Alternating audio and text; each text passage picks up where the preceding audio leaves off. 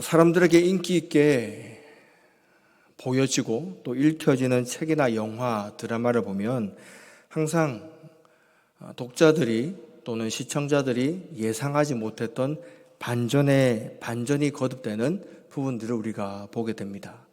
분명히 이 시점에서 주인공이 죽을 수밖에 없는데 극적으로 살아난다든지, 분명히 모든 사람들이 주인공이 죽었다고 생각하는 그 순간에 갑자기 주인공이 살아서 돌아온다거나, 이와 같은 극적인 장면들은 정말 우리에게 많은 즐거움을 주고 또 다음에는 또 어떤 일이 일어날까 궁금하게 여기고 보고 싶은 마음을 만들게 합니다. 우리가 하나님의 말씀으로 받고 있는 이 성경 말씀도 그 어느 책보다도 정말로 여러 가지 반전을 보여주는 책이라고 할 수 있습니다. 반전의 종류 가운데는 우리가 정말로 기분 좋게 보여지고 또 읽혀지는 내용들이 있습니다. 정말로 끝장난 살인자의 삶으로 끝날 것 같은 모세가 그가 다시 한번 80세의 노인의 나이에도 불구하고 완전히 새로운 방법으로 하나님께서 살리시고 쓰시는 그 장면, 또 요셉이 감옥 가운데 그 누구도 그의 누명을 벗어줄 거라는 예상을 하지 못할 때에 하나님께서 애굽의 총리로 세우시는 이와 같은 반전의 모습들은 정말 우리에게 흥미진진하게 만들고 들으면 들을수록 우리의 기분을 새롭고 또 감사함으로 이어지게 만드는 반전이라고 할 수 있습니다. 하지만 우리 성경에 있는 내용 중에서는 정말로 우리 가운데 일어나서는 안 된다고 여겨지는 가슴 아픈 반전의 내용들도 소개되고 있습니다. 하나님의 백성이면은 당연히 하나님께 복을 받아야 되고 하나님 말씀대로 순종하는 모습을 보여줘야 되고, 하나님을 알지 못하는 이방 나라들에게 정말 세상의 빛과 소금의 역할을 감당해야 됨에도 불구하고 그 사명들을 감당하지 못해서 하나님의 백성임에도 불구하고 그들이 이루 말할 수 없는 수치와 모욕스러운 일들을 당하게 되는 이와 같은 반전의 모습 앞에서 우리는 많은 마음들이 무거움을 느끼게 됩니다. 오늘 우리가 함께 읽은 이 예레미야 8장 1절에서 7절에 있는 내용도 바로 후자에 있는 우리의 마음을 무겁게 하는 반전의 모습이라고 할 수 있습니다. 성경 말씀이 하나님의 말씀임은 분명하지만 오늘 우리가 읽은 이 7절의 내용 가운데는 여호와의 말씀이란 말이 3번이나 거듭 강조되고 있습니다. 하나님의 말씀이 이토록 강조되는 이유는 이 말씀 가운데 하나님의 사무치는 심정이 담겨져 있다는 것을 우리가 먼저 알고 이 본문을 접해야 된다는 것이죠. 실패할 수밖에 없는 인생이 하나님의 은혜로 영광을 잊게 되는 그 반전의 삶이 우리 성도들의 삶 가운데 나타나기를 바랍니다. 하나님께서 우리 가운데 주신 이 생명의 말씀 가운데는 우리가 반드시 받아 누릴 수 있는 복이 있음에도 불구하고 우리는 그 복 가운데 어쩌면 가까이 가지도 못하는 상황들을 맞게 됩니다. 오늘 본문에서도 성도의 삶은 분명히 하나님의 백성임에도 불구하고 황폐함을 경험하고 있음을 알 수가 있습니다. 1절을 보면은 먼저 여러 사람들의 뼈가 나옵니다. 이 사람들은 하나같이 하나님의 백성들의 그 범주 안에 속해 있는 사람들임을 발견합니다. 유다 왕들의 뼈입니다. 그리고 지도자들의 뼈, 하나님께 예배하는 제사장들의 뼈, 하나님의 말씀을 대언했던 선지자들의 뼈, 하나님의 백성으로 인침받았던 그 예루살렘 주민들의 뼈가 각각 그들이 묻혀있는 무덤에서 끌어내어진다고 얘기를 합니다. 이와 같은 장면은 흔한 장면은 아닙니다. 보통 어떤 한 나라가 다른 나라를 침략해서 그 침략한 나라가 승전하여서 침략한 나라를 속국으로 또 노예로 그렇게 받아들일 때에 이 나라가 우리나라의 속국이고 노예라는 것을 확실하게 보여주기 위해서 선조 왕들의 무덤을 파헤치거나 또 거기에 숨겨져 있는 보물들을 이렇게 노략질하는 행위들을 벌이곤 했는데 바로 1절에 나와 있는 모습이 그와 같은 모습이라고 볼 수 있습니다. 하나님의 백성들이 세상 가운데서 농락당하는데 그 농락당하는 수치의 정도가 이루 말할 수 없을 정도로 극한 상황까지 갔다는 겁니다. 모든 무덤들이 파헤쳐지고 그 안에 안치되어 있었던 그 뼈들이 다 드러나게 되어서 그것들이 길거리에 즐비하게 되는데 이 뼈들이 지금 나와 있는 상황이 어느 곳이냐면은 2절에 나와 있는 것처럼 이 하나님의 백성들이 사랑하고 섬기고 뒤따르고 구하며 경배했던 이 해와 달과 하늘의 무별 아래에 이 뼈들이 고스란히 드러나 있다는 것입니다. 이스라엘 백성들은 하나님을 사랑해야 되는 존재입니다. 하나님을 섬겨야 되고 하나님을 뒤따르고 하나님의 이름을 구하고 하나님의 이름만을 경배해야 될 백성들인데 지금 이들이 경배했던 존재가 무엇이라고 얘기하고 있습니까? 해와 달과 하늘의 무별이라고 얘기를 합니다. 이와 같은 1절과 2절, 3절의 내용을 통해서 우리가 알 수 있는 것은 오늘 성도의 삶이 황폐해지게 될 때에 가장 먼저 살펴봐야 될 것은 우리 성도의 마음이 어디에 그 마음을 빼앗겼는가라는 것입니다. 우리의 마음이 빼앗긴 곳이 어디였는가? 바로 유대민족들은 어디에 그들의 마음을 빼앗겼습니까? 해와 달과 하늘의 무별 아래에서 하나님께 드려져야 될 그들의 마음이 세상의 창조물 가운데 빼앗겨졌다는 것입니다. 그리고 그 아래 수치스럽게 드러난 모든 조상들의 뼈들이 이제는 더 이상 땅 가운데 제대로 묻혀지지도 못하고 지면에서 분토가 될 때까지 그렇게 뒹구는 모습으로 그렇게 처참한 상황을 맞이하고 있다는 것이죠. 본문에서는 유대민족들을 어떻게 표현하고 있습니까? 악한 민족에 남아있는 자들이라고 얘기를 합니다. 또 나에게서 쫓겨나서 각처에 남아있는 자들이라고 얘기하면서 그들이 어떤 고백을 한다는 것입니까? 사는 것보다도 죽는 것을 원한다는 고백을 할 정도로 그들의 삶이 오히려 죽는 것보다 못하다고 고백을 하고 있는 것입니다. 이들이 하나님을 모르는 이방 민족이 아니라 하나님께서 하나님의 백성으로 택함받은 하나님의 민족이라는 것이 이 상황의 비참함을 더욱더 크게 드러내고 있습니다. 성도의 삶 가운데 황폐함이 물드는 때가 언제입니까? 바로 그들의 마음이 하나님에게서 다른 곳으로 마음을 빼앗겼을 때입니다. 저와 여러분들은 여러분들의 마음이 어디를 향해 있습니까? 혹시나 여러분들이 삶을 살아갈 때 사는 것보다도 죽는 것이 더 낫다라는 고백을 해 보신 적이 있습니까? 하나님께서 생명을 주셨는데 그 생명을 내가 살아가는 것보다도 차라리 죽는 것이 낫다라는 고백을 한다면은 그 인생의 삶의 무게가 얼마나 막중했기에 그런 고백을 하겠습니까? 그러나 이 모든 것들은 그 마음이 하나님에게서 빼앗겼을 때 나타나는 상황이라는 것입니다. 저와 여러분들의 마음을 빼앗는 모든 악한 무리들의 공격 가운데서 우리의 마음을 하나님께로 지켜낼 수 있는 은혜가 있기를 간절히 바랍니다. 우리 성도들의 삶이 황폐해질 때 두 번째로 살펴봐야 될 것은 무엇입니까? 우리 성도들이 내가 지금까지 어떤 행동들을 선택해 왔는가라는 것입니다. 4절을 보면은 하나님께서 다시 한번 여호와의 말씀이라고 강조하면서 어떤 말씀을 하십니까? 사람이 엎드러지면 어찌 일어나지 아니하겠으며 사람이 떠나갔으면 어찌 돌아오지 아니하겠느냐? 엎드러진 사람이 당연히 일어나야 되는데 엎드러진 채로 그대로 있다면은 이 사람에게는 더 이상 생명이 없다는 것을 의미합니다. 떠나간 사람이 다시 돌아와야 되는데 돌아오지 않는다면은 그 사람은 더 이상 영적으로 죽어 있다는 것을 말하고 있다는 것입니다.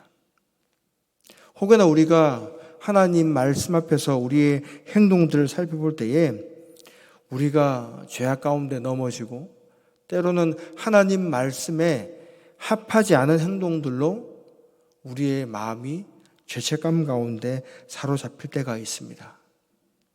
그럴 때마다 우리는 어떤 선택과 행동을 해야 되겠습니까? 비록 넘어진다 할지라도 다시 일어나서 하나님께 돌아와야 됩니다. 죄악 가운데 넘어졌다 할지라도 그 가운데서 일어설 수 있는 용기와 힘을 하나님께 구해야 됩니다.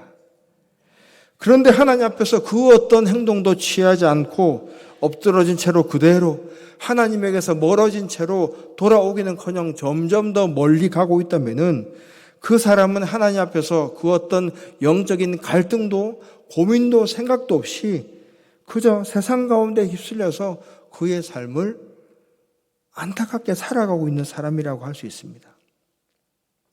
5절에 어떻게 얘기합니까? 이 예루살렘 백성이 항상 나를 떠나 물러감은 어찌함이냐.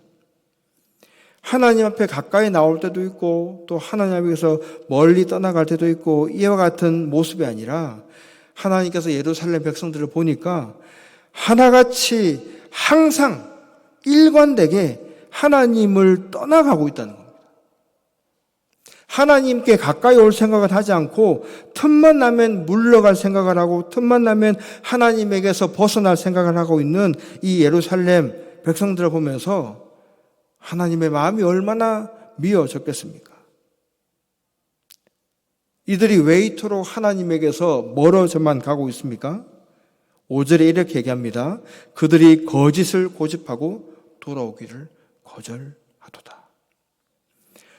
분명히 하나님에게서 멀어지는 길임을 알면서도 그 길이 하나님에게 가까이 가는 것보다도 훨씬 더 나에게 유익이 있고 내 삶이 재미있어지는 것 같고 내 삶이 더욱더 많은 것들을 얻을 수 있는 득이 있는 것이라고 그 거짓된 고집을 가지고 있기 때문에 하나님에게 돌아오는 것을 적극적으로 거절하고 있다는 겁니다. 이 길이 사망의 길인지를 알지 못하고 가는 것이라면 그래도 어리석은 인간이라고 우리가 어느 정도는 헤아릴 수 있겠지만 지금 이 이스라엘 백성들은 어떤 상태입니까? 하나님이 누군지도 알고 있습니다. 지금까지 그들의 민족들을 이끌어 오신 하나님이 그들의 참 하나님이심을 알고 있으면서도 이들은 끝까지 하나님을 붙잡는 것이 아니고 거짓된 세상의 논리와 가치관을 고집하고 하나님이 끊임없이 돌아오기를 보여주고 기회를 줌에도 불구하고 그것을 거절하고 있는 모습을 보여주고 있는 것입니다. 얼마나 안타깝고 가슴 아픈 모습입니까? 이때쯤이면 하나님께 돌아오겠지. 하지만 이 이스라엘 백성들은 반전에 반전을 거듭하는데 그 반전은 돌아와야 될 때를 끊임없이 어기고 하나님께로서 멀어져만 가고 있는 모습을 보여준다는 것입니다. 이와 같은 백성들을 바라볼 때 하나님께서는 어떻게 반응하는 것이 맞는 것이겠습니까? 끊임없는 기회를 줘도 하나님께 돌아오지 않는 백성이라면은 만약에 사람의 생각이라면은 더 이상 이 민족들을 향해서 소망을 품는 것이 어떤 가능성이 없는 행동입니다. 정말로 어리석은 행동이죠. 이 백성을 포기하고 또 다른 백성을 하나님께서 선택하시는 것이 그것이 우리 인간들의 보기에 합리적인 선택의 방향 아니겠습니까? 그러나 하나님께서는 정말 미련할 정도로 이 이스라엘 백성들을 꽉 쥐고 놓지 않으십니다.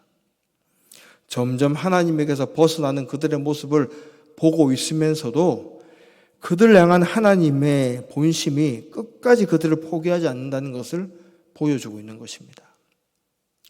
혹시나 여러분들 가운데 하나님과의 관계가 이전보다 멀어졌거나 이전보다 미지근해졌거나 이전에 내가 느끼고 경험했던 하나님의 은혜보다도 지금 내가 알고 느끼는 하나님의 은혜가 예전 같지 않다고 느껴지는 그 순간이 있다 할지라도 우리는 하나님에게서 멀어지는 것처럼 보여지지만 그 멀어져 가고 있는 우리를 향한 하나님의 시선은 지금도 저와 여러분들을 향하고 있다는 그 사실을 잊지 마시기 바랍니다.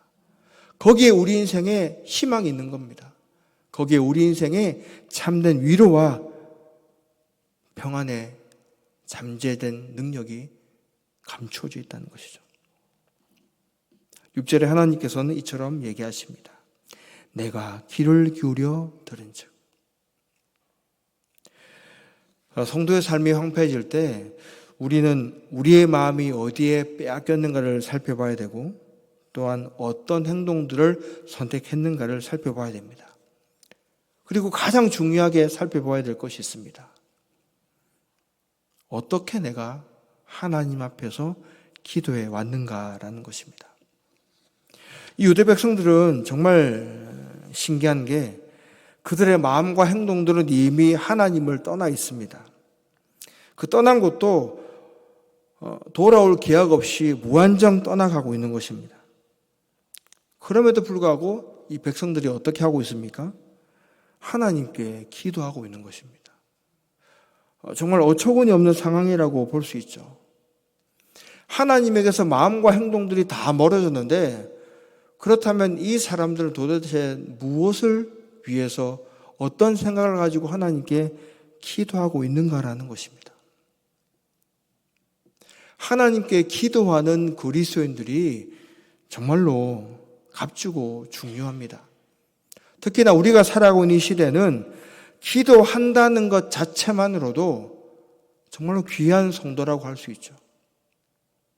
그래서 우리는 어떻게 보면은 내가 하나님께 기도를 한다라는 이 사실 때문에 하나님 앞에서 우리가 어떤 기도를 하고 있는가에 대해서는 정작 심각하게 생각하지 않는 경우들이 많이 있다는 겁니다.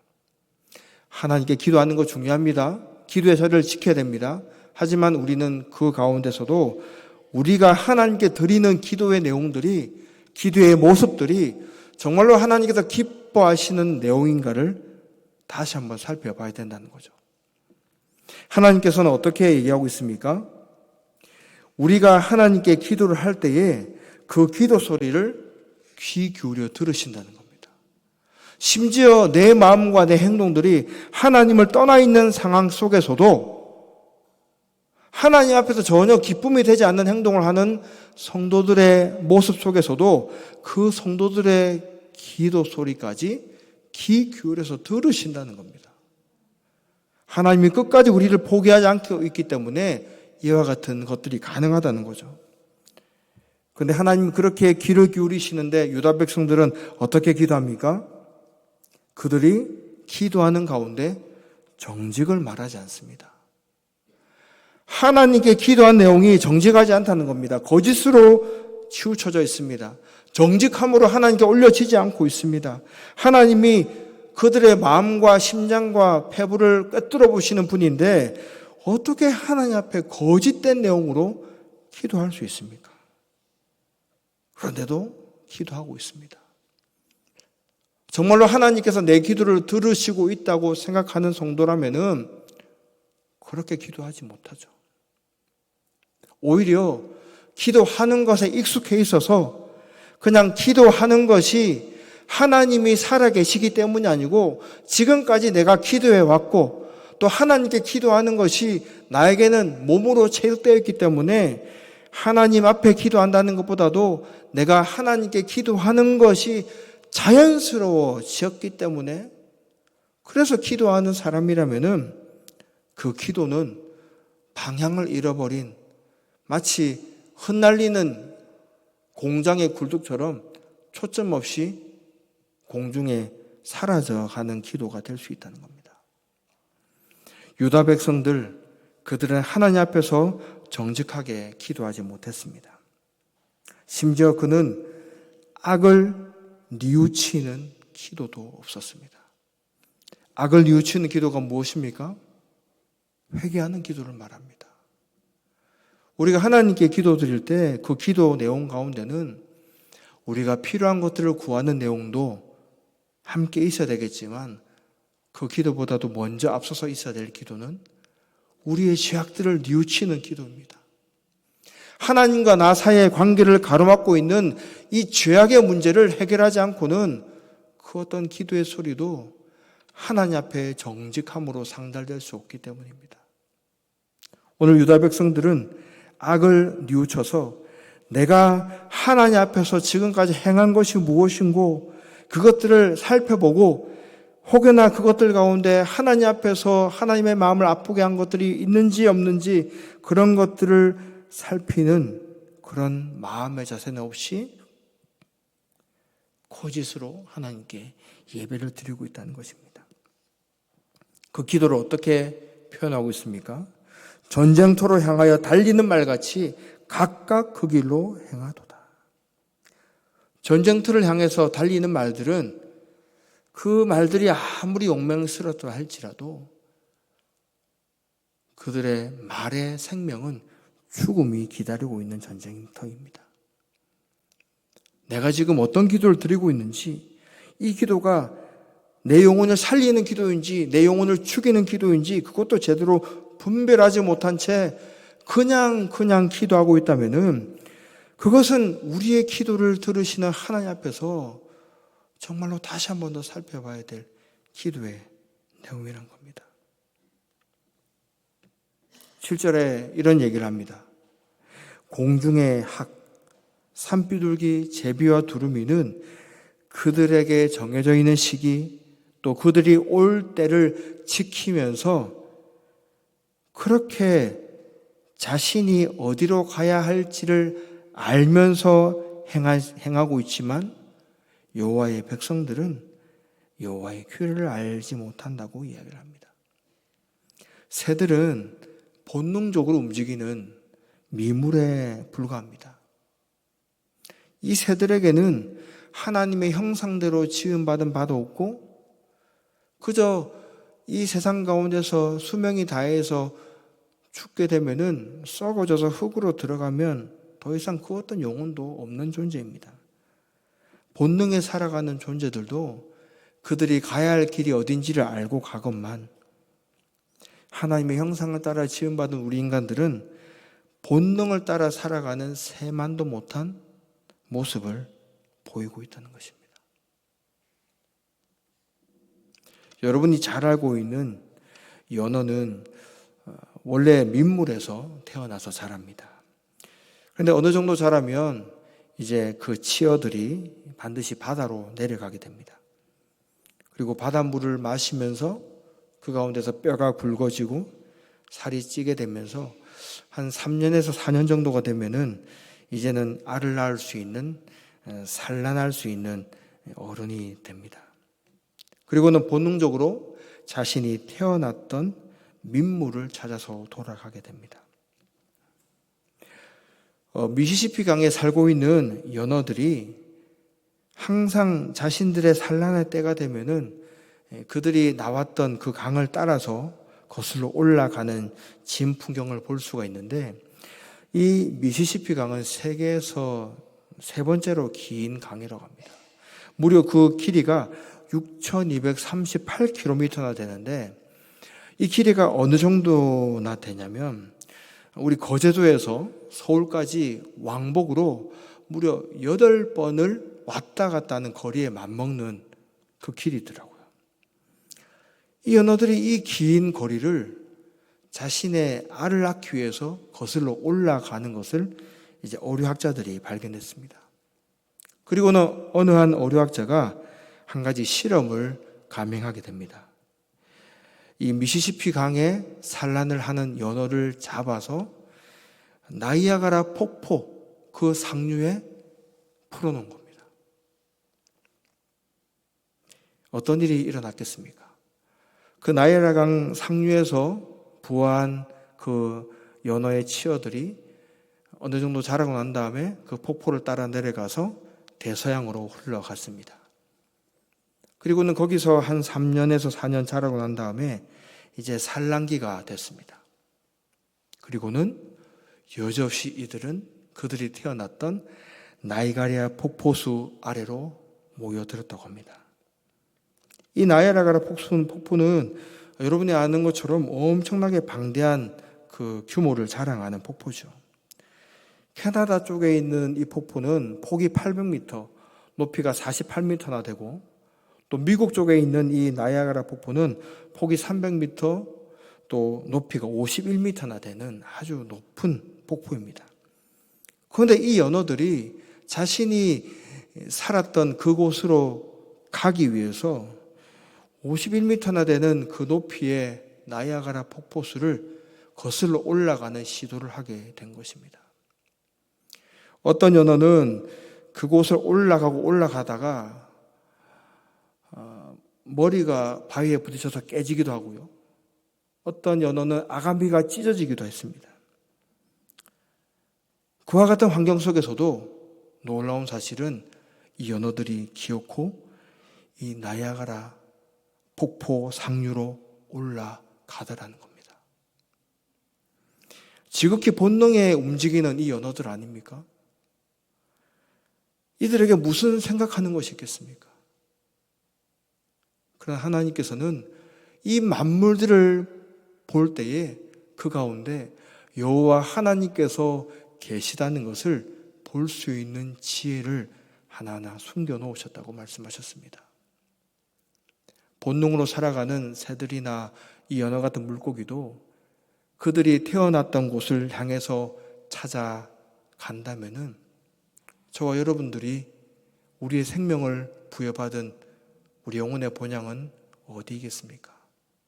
바로 하나님 곁이 아니겠습니까? 하나님으로부터 멀어질 수 있습니다. 하나님의 말씀을 어길 수 있습니다. 죄악 가운데 넘어지고 또 넘어질 수 있습니다. 하지만 우리는 하나님께서 우리를 불러주시고 우리에게 생명을 주신 그분에게로 돌아가는 것을 결코 잊어서는 안 됩니다. 저와 여러분들의 삶의 모습들이 하나님에게서 얼마나 멀어져 있는지, 그것들 때문에 가슴 아파하기보다 이제는 하나님을 멀리하던 등을 지고 떠나가던 그 발길에서 하나님에게로 돌이키는 방향으로 발걸음을 옮겨가시길 바랍니다. 그 가운데 하나님께서 저와 여러분들을 기다리시고 우리를 향하신 그분의 삶의 모든 목적 가운데는 우리 인생을 가장 풍요롭고 가장 값지고 가장 아름답게 변화시켜 주시기를 원하는 그분의 계획들이 있음을 기억하시고 하나님에게 점점 더 가까워지는 은혜의 성도들 되시기를 주님의 이름으로 간절히 부탁드립니다. 사랑